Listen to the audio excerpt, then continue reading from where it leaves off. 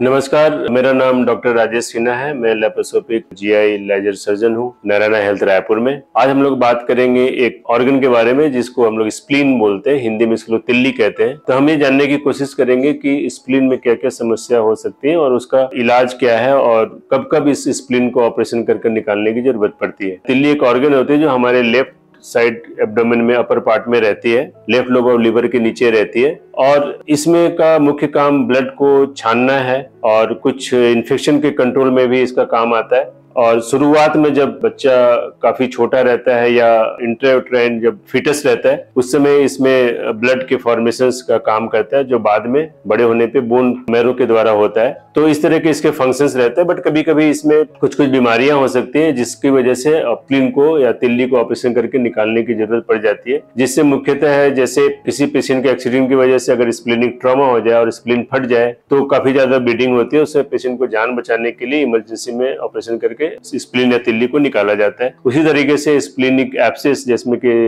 Spleen में पस बन जाती है या स्प्लीन में कोई ट्यूमर हो या कोई ब्लड डिसऑर्डर्स हो जिसकी वजह से स्प्लीन काफी बड़ा हो गया हो और उसकी वजह से पेशेंट का जो ब्लड बार बार टूट रहा हो और प्लेटलेट काफी कम हो जा रहा हो और उसकी वजह से ब्लीडिंग का खतरा हो, तो उस तरह की बीमारियों में भी इसको निकाला जाता है। उसी तरीके से स्प्लीन में सिस्ट हो जाते हैं कई बार, जैसे हेरिडिटरी सिस्ट एक बीमारी होती है उसमें निकालते हैं। और कुछ जैसे मैंने बताया ब्लड डिसऑर्डर जो कि खासकर इस एरिया में सिकल सेल एनीमिया काफी एक कॉमन प्रॉब्लम है। तो वैसे तो सिकल सेल में हर समय निकालने की जरूरत नहीं पड़ती, बट अगर स्प्लीन का साइज इतना ज्यादा बड़ा हो जाए कि पेशेंट्स का ब्लड जो है आरबीसी टूटने लग जाए और उसकी वजह से पेशेंट को बार बार एनीमिया हो जाए, हीमोग्लोबिन कम हो जाए और उसको ब्लड देने की जरूरत पड़े या प्लेटलेट काफी कम हो जाए और उसकी वजह से ब्लीडिंग का रिस्क हो जाए, इस तरह की और भी बीमारियां ब्लड के डिसऑर्डर्स होते हैं जिसमें कि इस तरह की प्रॉब्लम हो सकती है जिसको हम लोग हाइपर स्प्लीनिज्म कहते हैं। तो उस कंडीशन में हम लोग स्प्लीन को निकालना जरूरी होता है और हम लोग को निकालना पड़ता है। और स्प्लीन को निकालने से बहुत ज्यादा कोई समस्या नहीं होती है खासकर एडल्ट में,